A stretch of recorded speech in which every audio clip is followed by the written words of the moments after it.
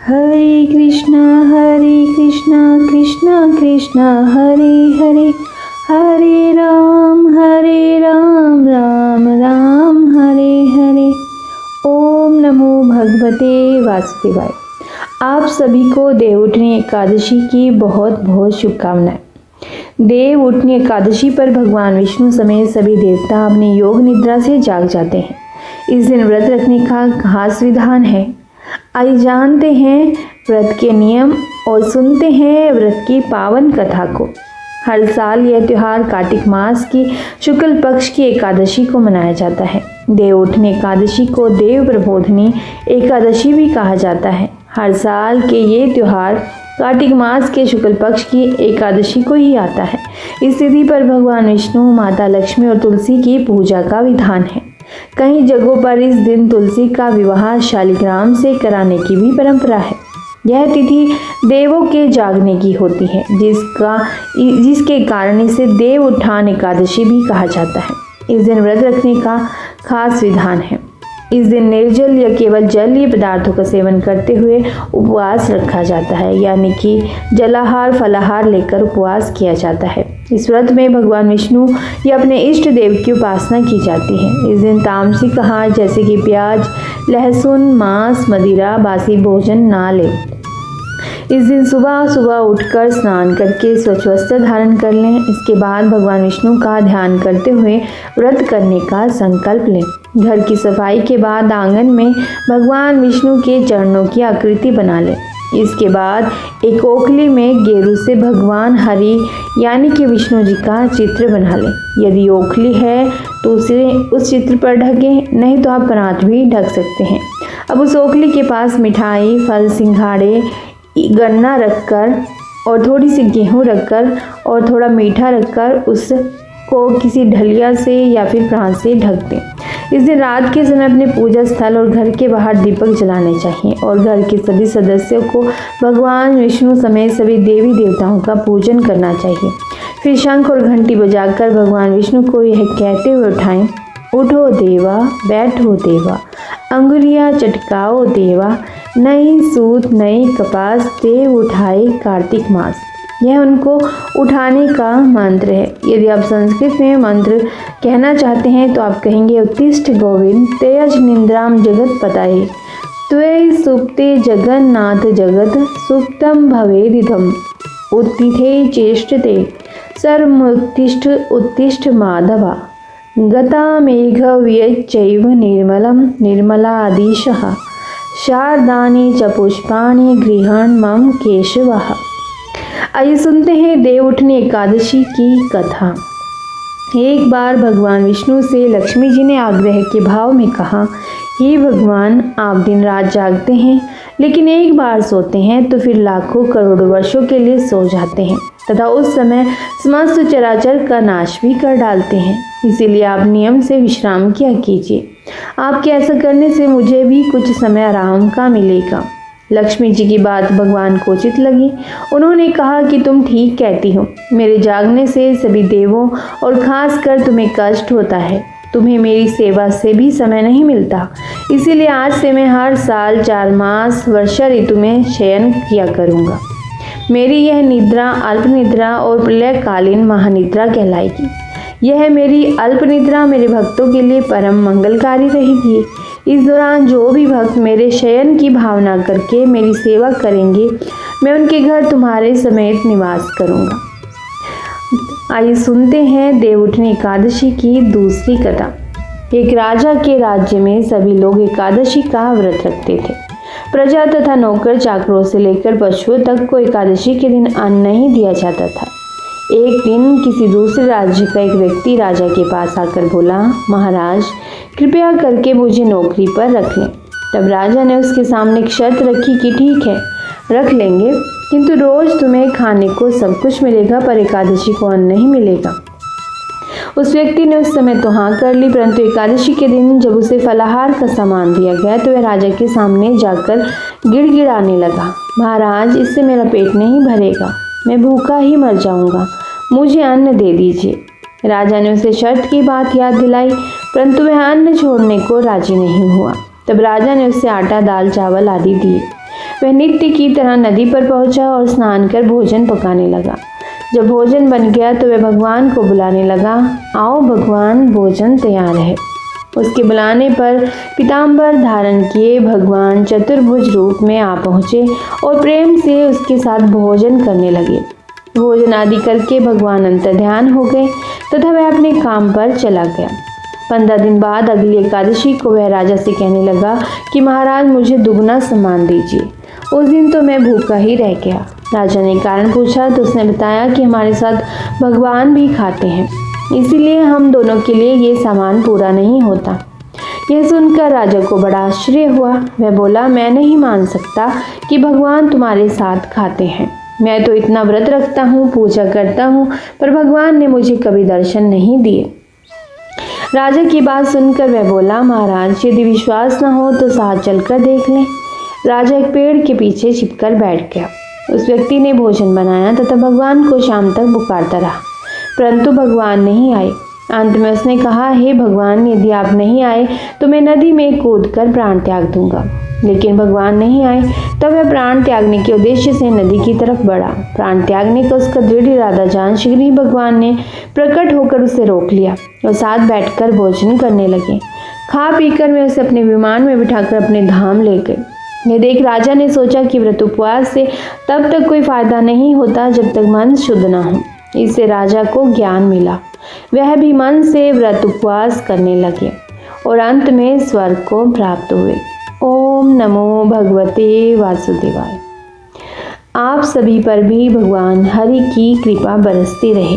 हम सभी को भी आत्मज्ञान हो, सभी के घर में खुशियाँ और समृद्धि आए, माता लक्ष्मी का निवास हो। आइए सुनते हैं देव उठनी एकादशी की दूसरी कथा। एक राजा था, उसके राज्य में प्रजा सुखी थी। एकादशी को कोई भी अन्न नहीं बेचता था, सभी फलाहार करते थे। एक बार भगवान ने राजा की परीक्षा लेनी चाहिए। भगवान ने एक सुंदरी का रूप धारण किया और सड़क पर बैठ गए। तभी राजा उधर से निकला और सुंदरी को देख चकित रह गए। उसने पूछा, हे सुंदरी, तुम कौन हो? इस तरह यहाँ क्यों बैठी हो? तब सुंदर स्त्री बने भगवान बोले, मैं निराश्रिता हूँ, नगर में मेरा कोई जाना पहचाना नहीं है, किससे सहायता मांगूं? राजा उसके रूप पर मोहित हो गया था। वह बोला, तुम मेरे महल में चलकर मेरी रानी बनकर रहो। सुंदरी बोली, मैं तुम्हारी बात मानूंगी, पर तुम्हें राज्य का अधिकार मुझे सौंपना होगा। राज्य पर मेरा पूर्ण अधिकार होगा। मैं जो भी बनाऊंगी तुम्हें खाना होगा। राजा उसके रूप पर मोहित था, अतः उसने उसकी सभी शर्तें स्वीकार कर ली। अगले दिन एकादशी थी। रानी ने हुक्म दिया कि बाजारों में अन्य दिनों की तरह अन्न बेचा जाए। उसने घर में मांस, मछली आदि पकवान तथा बनवाए और परोसकर राजा से खाने के लिए कहा। यह देखकर राजा बोला, रानी, आज एकादशी है, मैं तो केवल फलाहार ही करूँगा। तब रानी ने शरत की याद दिलाई और बोली, या तो खाना खाओ, नहीं तो मैं बड़े राजकुमार का सिर काट लूँगी। राजा ने अपनी स्थिति बड़ी रानी से कही तो बड़ी रानी बोली, महाराज, धर्म न छोड़े, बड़े राजकुमार का सिर दे दे। पुत्र तो फिर मिल जाएगा, पर धर्म नहीं मिलेगा। इसी दौरान बड़ा राजकुमार खेल कर आ गया। माँ की आंखों में आंसू देखकर वह रोने का कारण पूछने लगा तो माँ ने उसे सारी वास्तु स्थिति बता दी। तब वह बोला, मैं सिर देने के लिए तैयार हूँ, पिताजी के धर्म की रक्षा होगी, जरूर होगी। राजा दुखी मन से राजकुमार का सिर देने को तैयार हुआ तो रानी के रूप से भगवान विष्णु ने प्रकट होकर असली बात बताई। राजन, तुम इस कठिन परीक्षा में पास हुए। भगवान ने प्रसन्न मन से राजा से वर मांगने को कहा तो राजा बोला, आपका दिया सब कुछ है, हमारा उद्धार करें।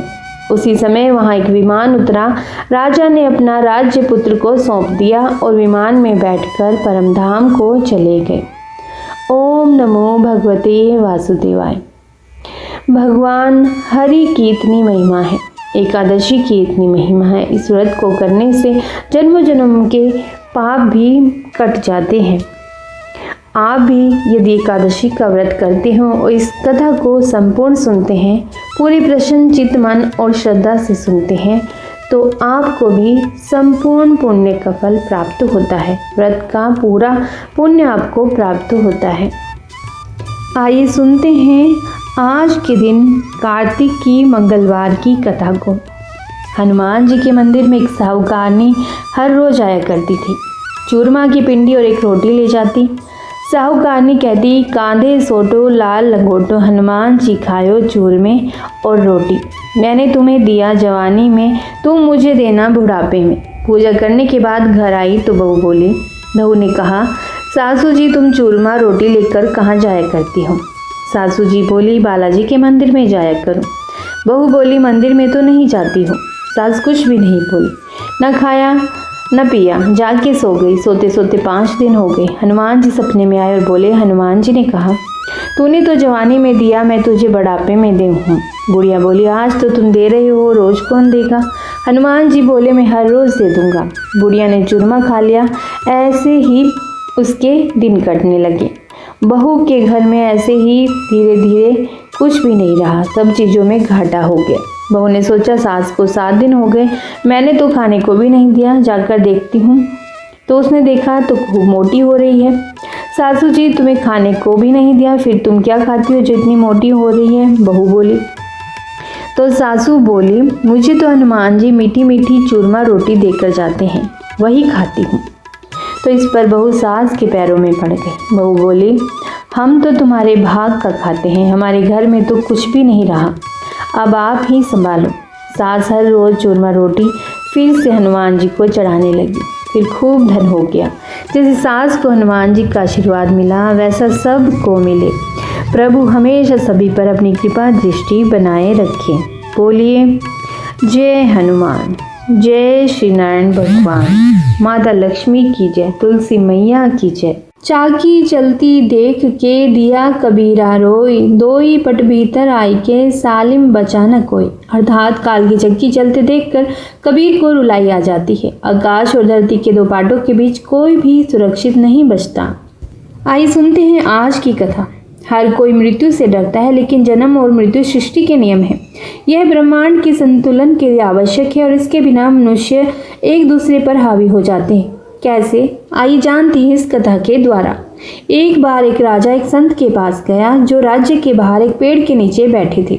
राजा ने पूछा, हे स्वामी, क्या कोई औषधि है जो अमरता दे सके? कृपया मुझे बताएं। संत ने कहा, हे राजा, आपके सामने जो 2 पर्वत हैं उन्हें पार कीजिए, वहाँ एक झील मिलेगी, उसका पानी पीने से आप अमर हो जाएंगे। राजा ने पर्वत पार कर झील पाई। जैसे ही वह पानी पीने को झुके, उन्होंने कराहने की आवाज़ सुनी। आवाज़ का पीछा करने पर उन्होंने एक बूढ़े और कमजोर व्यक्ति को दर्द में देखा। राजा ने कारण पूछा तो उस व्यक्ति ने कहा, मैंने इस झील का पानी पी लिया और अमर हो गया। जब मेरी उम्र 100 साल की हुई तो मेरे बेटे ने मुझे घर से निकाल दिया। मैं 50 साल से यहाँ पड़ा हूँ बिना किसी देखभाल के। मेरा बेटा मर चुका है और मेरे पोते अब बूढ़े हो चुके हैं। मैंने खाना पीना बंद कर दिया है, फिर भी जीवित हूँ। राजा ने सोचा, बुढ़ापे के साथ अमरता का क्या फायदा? अगर मैं अमरता के साथ यौवन भी प्राप्त कर सकूं। तो राजा वापस संत के पास आ गए और समाधान पूछा। कृपया मुझे अमरता के साथ यौवन प्राप्त करने का उपाय बताएं।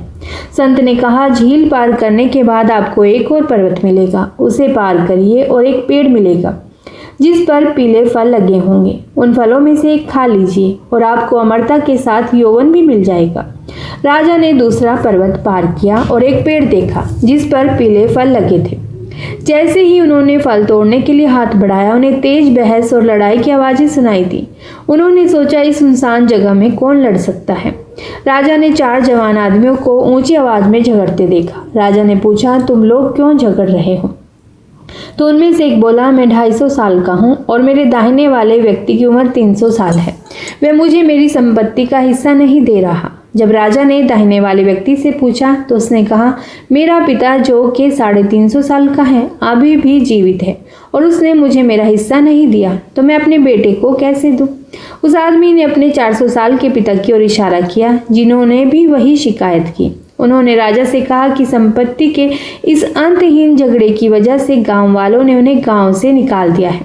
राजा हैरान होकर संत के पास लौटे और बोले, धन्यवाद, आपने मुझे मृत्यु का महत्व समझाया। संत ने कहा, मृत्यु के कारण ही इस संसार में प्रेम है। मृत्यु के बारे में चिंता करने के बजाय हर दिन और हर पल को खुशी से जियो। खुद को बदलो, दुनिया बदल जाएगी। जब आप स्नान करते समय भगवान का नाम लेते हैं तो वह पवित्र स्नान बन जाता है। जब आप खाना खाते समय नाम लेते हैं तो वह भोजन प्रसाद बन जाता है। जब आप चलते समय नाम लेते हैं तो वह एक तीर्थ यात्रा बन जाती है। जब आप खाना पकाते समय नाम लेते हैं तो वह भोजन दिव्य बन जाता है। जब आप सोने से पहले नाम लेते हैं तो वह ध्यान में नींद बन जाती है। जब आप काम करते समय नाम लेते हैं तो वह भक्ति बन जाती है। जब आप घर में भगवान का नाम लेते हैं तो वह घर मंदिर बन जाता है। आइए सुनते हैं साक्षी गोपाल मंदिर की कथा। ईश्वर है या नहीं, इस विषय पर आज भी तर्क वितर्क होते रहते हैं। जो मानते हैं कि ईश्वर है उनके लिए उनका निराकार रूप भी उतना ही महत्व रखता है जितना कि ईश्वर का साकार रूप। इसीलिए ईश्वर को हर हाल में मानने वालों को आस्तिक और उन्हें ना मानने वालों को नास्तिक कहते हैं। ऐसे कुछ आस्तिक भक्तों का मत है कि जब कभी हम पर विपदा आती है तो ईश्वर हमारी सहायता जरूर करने आते हैं। पुराणों में भक्त और ईश्वर के अटूट प्रेम से संबंधित बहुत सी कथाएं हैं जो आज भी लोकप्रिय हैं। ऐसी एक कहानी आज हम आपको सुनाने जा रहे हैं जिसके द्वारा आपको भक्त और भगवान के रिश्तों में कितना अटूट संबंध होता है वह पता चल जाएगा। तो आइए आरंभ करते हैं आज की कथा। एक बार दो ब्राह्मण वृंदावन की यात्रा पर निकले, जिनमें से एक वृद्ध था और दूसरा जवान था। यात्रा काफी लंबी और कठिन थी, जिस कारण उन दोनों यात्रियों को यात्रा करने में कई कष्टों का सामना करना पड़ा और उस समय रेलगाड़ियों की भी सुविधा उपलब्ध नहीं थी। वृद्ध व्यक्ति ब्राह्मण युवक का अत्यंत कृतज्ञ था क्योंकि उसने यात्रा के समय वृद्ध व्यक्ति की सहायता की थी। वृंदावन पहुंचकर उस वृद्ध व्यक्ति ने कहा, हे युवक, तुमने मेरी अत्यधिक सेवा की है। मैं तुम्हारा अत्यंत कृतज्ञ हूँ। मैं चाहता हूँ कि तुम्हारी सेवा के बदले मैं तुम्हें कुछ पुरस्कार दूँ। उस ब्राह्मण युवक ने उससे कुछ भी लेने से इनकार कर दिया, परंतु वृद्ध व्यक्ति हठ करने लगा। फिर उस वृद्ध व्यक्ति ने अपनी जवान पुत्री का विवाह उस ब्राह्मण युवक से करने का वचन दिया। ब्राह्मण युवक ने वृद्ध व्यक्ति को समझाया कि ऐसा नहीं हो सकता क्योंकि आप बहुत अमीर हैं और मैं तो बहुत ही गरीब ब्राह्मण हूँ। यह वार्तालाप मंदिर में भगवान गोपाल कृष्ण के श्री विग्रह के समक्ष हो रहा था, लेकिन वृद्ध व्यक्ति अपनी हठ पर अड़ा रहा और फिर कुछ दिन तक वृंदावन रहने के बाद दोनों घर को लौट आए। वृद्ध व्यक्ति ने सारी बातें घर पर आकर बताई कि उसने अपनी बेटी का विवाह एक ब्राह्मण से तय कर दिया है, परंतु पत्नी को यह सब मंजूर नहीं था। उस वृद्ध पुरुष की पत्नी ने कहा, यदि आप मेरी पुत्री का विवाह उस युवक से करेंगे तो मैं आत्महत्या कर लूंगी। कुछ समय व्यतीत होने के बाद ब्राह्मण युवक को यह चिंता हुई कि वह वृद्ध अपने वचन को पूरा करेगा या नहीं। फिर ब्राह्मण युवक से रहा नहीं गया और उसने वृद्ध पुरुष को उसका वचन याद करवाया। वह वृद्ध पुरुष मौन रहा और उसे डर था कि अगर वह अपनी बेटी का विवाह इससे करवाता है तो उसकी पत्नी अपनी जान दे देगी, और वृद्ध पुरुष ने कोई उत्तर नहीं दिया। तब ब्राह्मण युवक उसे उसका दिया हुआ वचन याद करवाने लगा और तभी वृद्ध पुरुष के बेटे ने उस ब्राह्मण युवक को यह कहकर घर से निकाल दिया कि तुम झूठ बोल रहे हो और तुम मेरे पिता को लूटने के लिए आए हो। फिर ब्राह्मण युवक ने उसके पिता द्वारा दिया गया वचन याद करवाया। फिर ब्राह्मण युवक ने कहा कि यह सारे वचन तुम्हारे पिताजी ने श्री विग्रह के सामने दिए थे।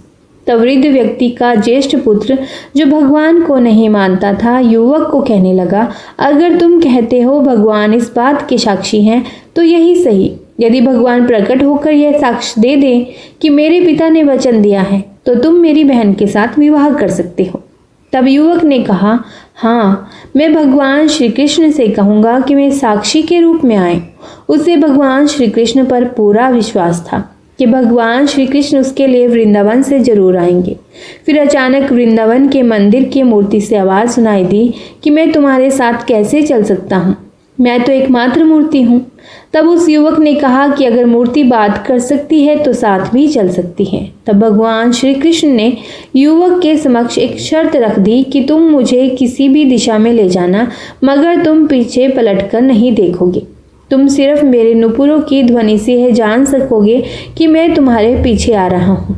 युवक ने उनकी बात मान ली और वह वृंदावन से चल पड़े और जिस नगर में जाना था वहां पहुंचने के बाद युवक को नुपुरों की ध्वनि आना बंद हो गई और युवक ने धैर्य न धारण कर सकने के कारण पीछे मुड़कर देख लिया और मूर्ति वहीं पर स्थिर खड़ी थी।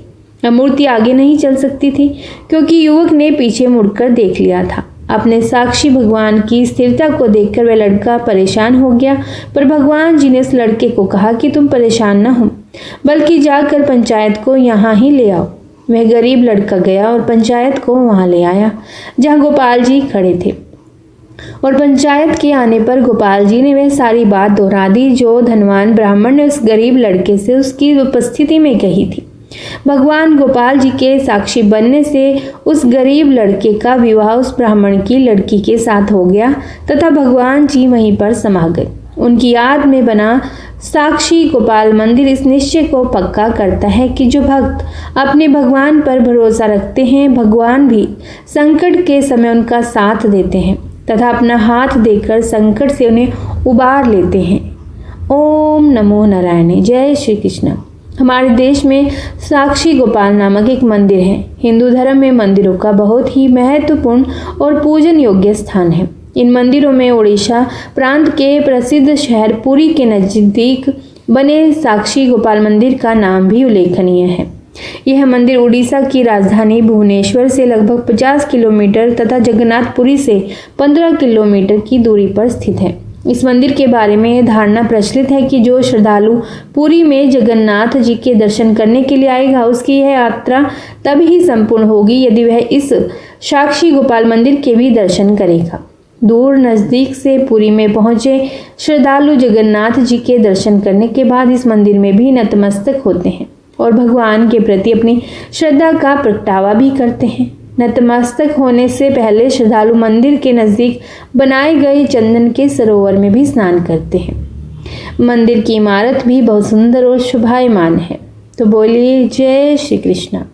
ऐसी और भी कथाएं सुनने के लिए आप इस चैनल को सब्सक्राइब अवश्य ही करिएगा और कमेंट बॉक्स में जय श्री कृष्णा भी जरूर लिखिएगा। जय श्री कृष्णा। जय श्री हरि। आइए सुनते हैं कार्तिक मास में सुनी जाने वाली लपसी और तपसी की कहानी। प्राचीन समय की बात है। एक गांव में एक लपसी रहता था और एक तपसी रहता था। तपसी सदा भगवान की सेवा में लीन रहता था, लेकिन लपसी सवा से दही की लस्सी बनाता, भगवान को भोग लगाता और पी जाता था। एक दिन की बात है कि दोनों में बहस छिड़ गई कि कौन बड़ा है। लपसी कहता मैं बड़ा, तो तपसी कहता मैं बड़ा हूँ क्योंकि मैं सारा दिन भगवान की भक्ति में रहता हूँ। नारद मुनि जी ने लपसी तपसी को लड़ते देखा तो लड़ने का कारण पूछने लगे। तब तपसी बोला कि मैं बड़ा हूँ, लेकिन लपसी नहीं मान रहा। लपसी बोला कि मैं बड़ा हूँ, ये तपसी नहीं मान रहा। नारद जी बोले कि इसका फैसला तो मैं कल कर दूंगा। अगले दिन तपसी रोज की तरह सुबह स्नान कर लौट रहा था तो नारद जी ने उसके आगे 1.25 करोड़ की अंगूठी फेंक दी। तपसी ने इधर उधर देखा और वह अंगूठी उठाकर फिर तपस्या करने बैठ गया। लपसी फिर रोज की तरह आया और 1.25 सेर दही की लस्सी बनाई, उसे लोटे में घुमाया और भोग लगाकर पी गया।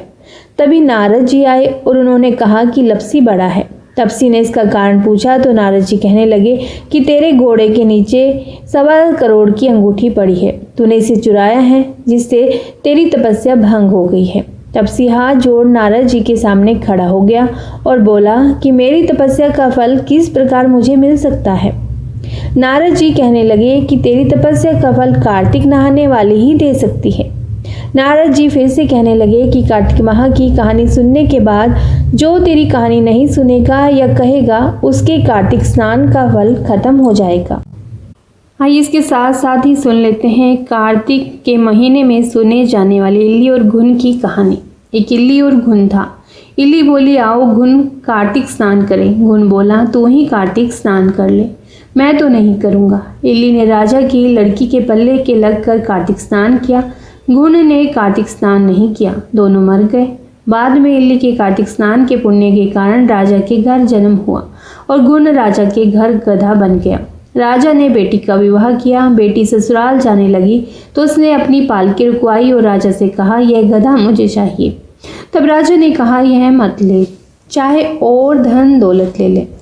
परंतु लड़की नहीं मानी, मुझे तो यही चाहिए। गधे को रथ के बांध दिया तो गधा दौड़ने लगा। महल में पहुंचने पर गधे को महल के नीचे बांध दिया।